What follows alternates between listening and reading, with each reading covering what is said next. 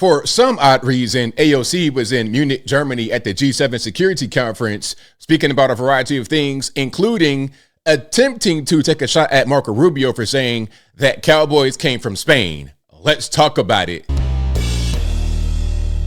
How's everybody doing? My name is Anthony Brian Logan, and today we got to talk about Alexandria Ocasio-Cortez, also known as AOC, speaking at the G7 security conference in Munich, Germany for some odd reason. I don't know why she's there. I mean, you could have picked anybody in the USA and you picked AOC to go to Germany speaking from the G7. I don't know why that happened, but it happened. And during her talk, she made quite a few claims we'll get into in a minute. But one of the claims she made is that Marco Rubio, during his speech at G7 in Munich, was wrong about the Spanish bringing Cowboys to Mexico. Now, spoiler alert, he's right about that, okay? The Spanish not only brought Cowboys, the concept of a cowboy, to Mexico, they also brought the cows and the horses. Marco is 1,000% correct. Now, I don't know why AOC would not do a simple Google search. I mean, you could literally just say, okay, where did cows come from in North America? Where did the horses come from? Where did cowboys come from? It'll give you the answer right there. I think she thinks that we are not going to do any research, that we are as simple as she is, and will believe whatever she says. That's not the case. And she made quite a few other claims that are crazy. But before we get to that, let's get to the videos in question. Of course, I will link to everything in the description box if you want to see it and hear it without my commentary. If you're on IG, Facebook, etc., visit a link in the bio, go to the corresponding article on the website. But without further ado, let's go ahead and roll Marco. Our expansion into the interior followed the footsteps of French fur traders and explorers whose names, by the way, still adorn the street signs and town names all across the Mississippi Valley. Our horses, our ranches, our rodeos, the entire romance of the cowboy archetype that became synonymous with the American West. These were born in Spain. And our largest and most iconic city was named New Amsterdam before it was named New York. And you know that in the year that my country was founded, Lorenzo and Catalina Giraldi lived in Casal Monferrato in the Kingdom of Piedmont, Sardinia. And Jose and Manuela Reina lived in Sevilla, Spain. I don't know what, if anything, they knew about the 13 colonies which had gained their independence from the British Empire. But here's what I'm certain of. They could have never imagined that 250 years later, one of their direct descendants would be back here today on this continent as the chief diplomat of that infant nation. All right, there you have it. Now, Marco, like I said, is correct. He's 100% correct. And what he's saying, historically, he's accurate, factually on point. But AOC does not agree. Let's see what she says. Rubio's speech was a pure appeal to Western culture. My favorite part was when he said that American cowboys came from Spain. I thought they came from Winnetou, but I believe the Mexicans and descendants of African enslaved peoples would like to have a word on that. Rubio's. Okay, now, AOC, come on now. You can't be this silly. Who colonized Mexico? Anybody want to take a guess? Just one guess. Spain. Okay, Spain. Yes. Before we, the descendants of slaves you talked about, before we got to the USA in 1619 in Virginia, where I'm from, where my family is from, going back to 1619. Yes, I have proof. Before we got here, the Spanish already had Spain. The Spanish already had horses and cows and cowboys, the vaqueros. They had them already and they brought them with them. Before the USA, before Mexico even existed, they had that and they brought it with them. Like, that's just kind of common sense, AOC. Come on now. Let's keep going here. You know. Okay, this is really crazy. Talking about the location of Venezuela. Now, you guys may or may not know, I'm a big geography buff. I know every country in the world by name and where it's located, specifically pointed to it on the map. And also, like, if it's above the equator or below the equator. Let's check this out. You know, we look at what happened in Venezuela, for example. It is not a it is not a remark on who Maduro was as a leader. He canceled elections. He was an anti-democratic leader. That doesn't mean that we can kidnap a head of state and engage in acts of war just because the nation is below the equator. And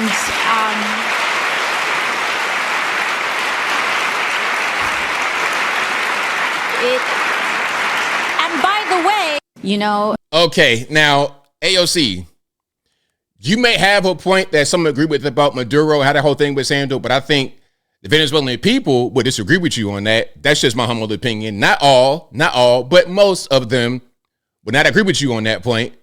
But it's not a matter of opinion, is the location of Venezuela. You were trying to sound woke, talking about, it's below the equator. And you know why they say that? Because they say the geographic South gets ignored when you're talking about history and how they've given to the world. That's the line that the wokesters use. She just used that for Venezuela, but she's wrong. Let's take a look at a map right quick. I love maps. I read maps I am a big map nerd. Now, as you can see, this is a snapshot of the globe of our world map. Just a snapshot. You see that dotted line right there, that white dotted line right here, that is the equator. The country highlighted in green with the big arrow that says Venezuela, that's Venezuela. Now, maybe my eyes are not right. I need to get my glasses updated. I need a new prescription. But as far as I can tell, there is no part of Venezuela that is below the equator. It's close to the equator. It's close. The southernmost tip is pretty close, but none of it is below the equator at all. So you're wrong again. You're wrong about where Cowboys came from and the cows and the horses. You're wrong about that. You're also wrong about the location of Venezuela. Okay. Oh, ABL, that's petty. Why would she say something that's wrong though? Let's be correct. Let's be factual. Let's not just get on stage and just say things because we think they sound good. Let's be accurate and factual with what we say. Okay. Now let's keep on going here. All right. This might be a little bit of word salad, but I want to hear it. And you guys got to hear it with me. You ready? Let's go. The ascent of populist movements is telling us that governments have strayed too far from being responsive to the working class. And so populist movements they are mechanisms of delivery, and it really matters what they deliver. When you have economic stagnation for the working class and GDP is growing, it is an injustice. And one path and one story is they both, frankly, need to provide a prescription of why and who is causing this. One direction is we are going to blame this on the vulnerable in society, on immigrants, on people of different gender identities, on a cultural or the educated and an anti-intellectualist movement. That's the stuff that right-wing populist movements are made of. And that, of course, is all done as a distraction from the truth. Okay, AOC, so that was quite a bit of word salad so far, but I want to hear you out. What is the truth that we are being distracted from? Let's hear it. Which is that it is economic elites that are taking the lion's share of growth for themselves and leaving crumbs for the working class. So what does that mean? So the Elon Musk, the Bill Gates, the uber rich, they got to pay their fair share. Do I feel they got to pay their fair share coming on? Because that's kind of where we're going. That's kind of what it sounds like. So the alternative to the lie, which is that it is the most vulnerable in society that is doing this, the alternative is a populist movement that tells the truth. A populist movement that says, this is an injustice. You are being screwed over. And that story is not a cultural one, but a class one. And that it is a class one. Okay, so, I mean, maybe you wouldn't want to speak more about what your solution is, but okay, you say you're going to tell the truth. How will that improve the lives of anybody that you are speaking about? The vulnerable, those with different gender identities, the immigrants, the coloreds. How is that going to help any of them? I'm just trying to understand. Okay, now, I believe I have one more here. Oh, yeah, this is funny.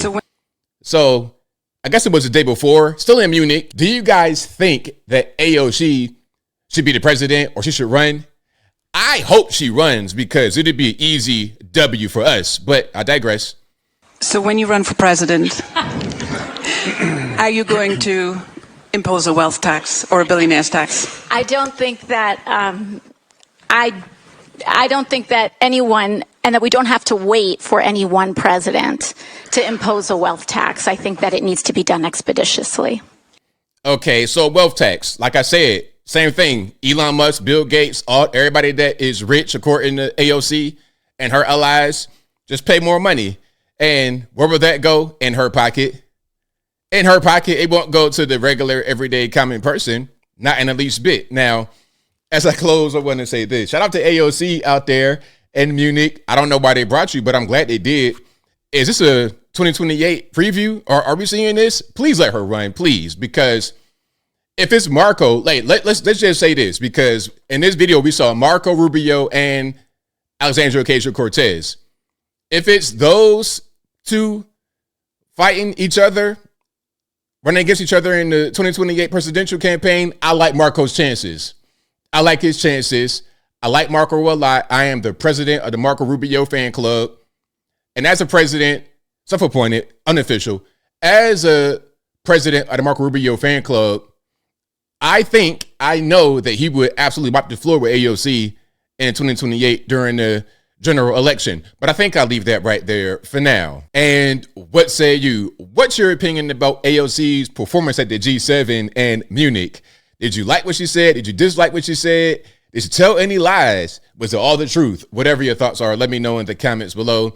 How you feel about Marco Rubio's comments? Personally, like I said, President, Marco Rubio fan club, unofficial, unelected. But I like him a lot. I like what he said here. And the main thing is that he told the truth. Whatever you say, however you say it, you must lead with the truth. Unlike AOC. But whatever your thoughts are, please let me know in the comments below. And that's all I got to say for this video. If you like what you heard, please comment, rate, share, and subscribe. Peace.